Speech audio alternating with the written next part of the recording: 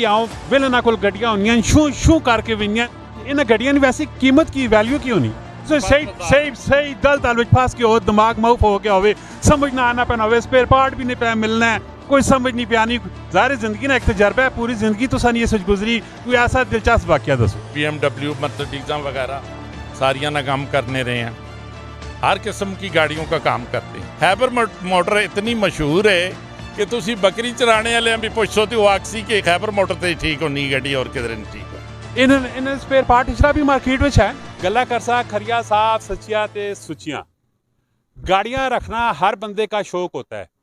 लेकिन उस शौक के साथ साथ आपको कार मैकेनिक की भी बहुत शिद्दत के साथ ज़रूरत पड़ती है माशाल्लाह अभी इस टाइम मैं मौजूद हूँ हैबर वर्कशॉप में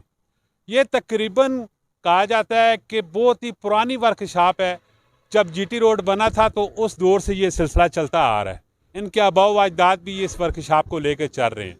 और अभी मेरे साथ जो खड़े हैं इनका नाम है जैद उस्ताद जो कि खैबर वर्कशॉप के ऑनर है और इनसे दिलचस्प गपशप करते हैं और ख़ास करके गाड़ियों के मतलब पूछते हैं कि ये किन किन गाड़ियों का काम करते हैं और कितने टाइम से कर रहे हैं और कौन कौन सी गाड़ियाँ इनके पास आती हैं। जी अस्सलाम वालेकुम। वालेकुम अस्सलाम। उस्ताद जी क्या हाल है? ठीक ठाक अल्लाह का शुक्र है। उस्ताद जी कितने टाइम चो काम पे करने?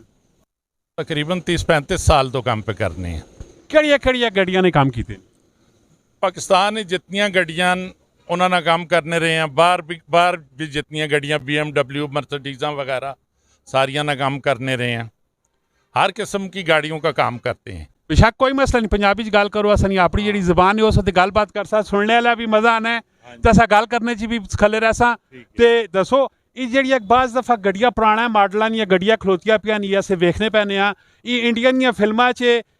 पुरानियां जिस टाइम 70-80 दी फिल्मां दाई दी फिल्मां आनियां आईयां ते ये आओ विलना कोल गड्डियां होंदियां शू शू करके वईयां ये अजकल तुसा कोल चमक दमक नाल खलोतियां पियां ये किन्हां दियां गड्डियां? ये गड्डियां जिहड़ियां ना दोबारा रिकंडीशन होने असां कोल आनियां ते इस वास्ते असीं लोग बहुत टाइम लगा के ना रिकंडीशन करने कारां ते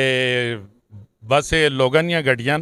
इन स्पेयर पार्ट इचरा भी मार्केट में है नहीं स्पेयर पार्ट जिहड़ा है ना दानियाल असां ना जिहड़ा परचेजर है ना ये बाहरों मंगा के देना है असां बाहरों कितों हर जगह तो बाहर किसी मुल्क चो मंगा के देने वो तो बहुत बड़ा कॉस्टली पे भी नहीं मंगा के देने उन्होंने अपनी लैने मंगा के देने आज उन्हें समान कई गड्डियां असां तैयार कीतियां दानियाल समान मंगा के देना असीं अगों गड्डियां रिपेयर करने हैं। इन गड्डियां की वैसे कीमत की वैल्यू की होनी? ये दरअसल पता है कि गल गड्डी ने कंडीशन ने पैसे होने गड्डियां की कोई कीमत नहीं होनी गड्डी की अगर कंडीशन अच्छी है तो वो किसी दौर भी गड्डी जी महंगी हो सी। अच्छा मैं ही दसो कि माशाल्लाह इतने टाइम जो तुसी काम पे करने हो कोई ऐसी गड्डी आई है कि जिस विच तुसी फस गए हो काम ना कर सकने पैने हो उस गड्डी ना समझ ना पियानी होवे? नहीं गड्डी कोई भी आवे फस जो ला इंसान लेकिन मेहनत करने नाल बंदा निकल भी आना है। कोई ऐसा वाकया दसो? वाकया बहुत ही वाकई रोज दिहाड़े जिसले गड्डियां काम करने सही दल विच फस के हो दिमाग माऊफ हो गया होवे समझ ना आना पैना होवे स्पेयर पार्ट भी नहीं पिया मिलना है कोई समझ नहीं पिया नहीं ज़ाहिर ज़िंदगी ना एक तजर्बा है पूरी ज़िंदगी तो सन ये सोच गुजरी कोई ऐसा दिलचस्प वाकया दसो? बस हुण वक्ती तौर पर तो हुण याद नहीं है किस तरह वक्ती तौर पर तो कोई याद नहीं जिहड़ी गड्डी भी आई है ठीक ही हो के गई है कदे असां छोड़ी नहीं ठीक कीते बगैर जान ने छबाज दफा होने ना बंदा फस ना जान छुड़ावा के जरा जी नहीं असीं गड्डी ठीक करके ही छोड़ने हैं कदे नहीं बल्कि तुसी जिथे मर्जी चले वंजो तुसी इत्थे जाके किसी बकरियां चराने वाले पुछो ना कि गड्डी ठीक कित्थे होनी वो आखसी खैबर मोटर ते ठीक होनी है तुसी किसी उसका गड्डी नाल ताल्लुक ना भी होसी ना खैबर मोटर इतनी मशहूर है कि तुसी बकरी चराने वाले भी पुछो तो वो आखसी कि खैबर मोटर ते ठीक होनी गड्डी और किधर नहीं ठीक होनी। माशाल्लाह यानी कि इतना तजर्बा हो चुका है। तजर्बा हो गया।